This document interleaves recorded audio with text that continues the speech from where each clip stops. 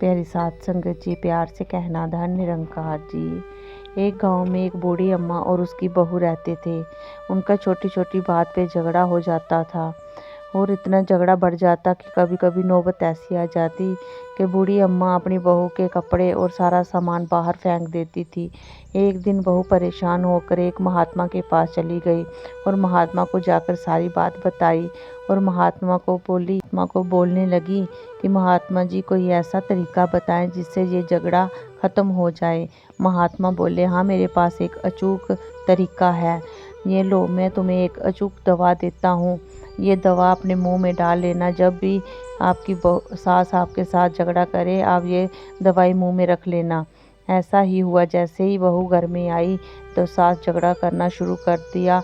बहू ने वो दवाई अपने मुंह में रख ली और चुप करके बैठ गई।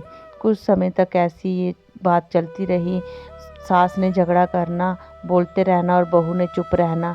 ऐसा करते करते उस सास के मन में दया आ गई और वो भी चुप रहने लगी। झगड़ा ख़त्म होने लगा और झगड़ा ख़त्म हो गया।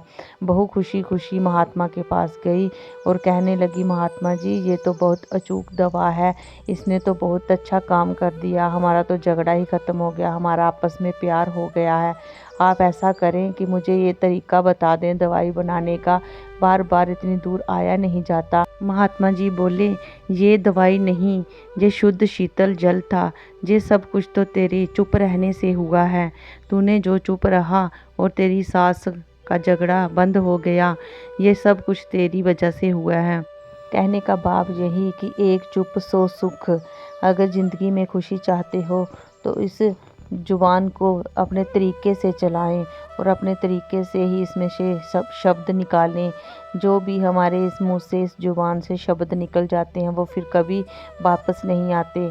और जो शब्द निकल जाते हैं किसी को पता नहीं कैसे लगेंगे, अच्छे लगेंगे या बुरे लगेंगे, ये तो वही जानता है। इसलिए अपने इस मुंह से कभी भी गलत कुछ भी शब्द, कुछ भी गलत श्लोक ना निकालें। इसलिए कहा गया है, एक चुप सौ सुख। प्यारी साध संगत जी, प्यार से कहना धन निरंकार जी।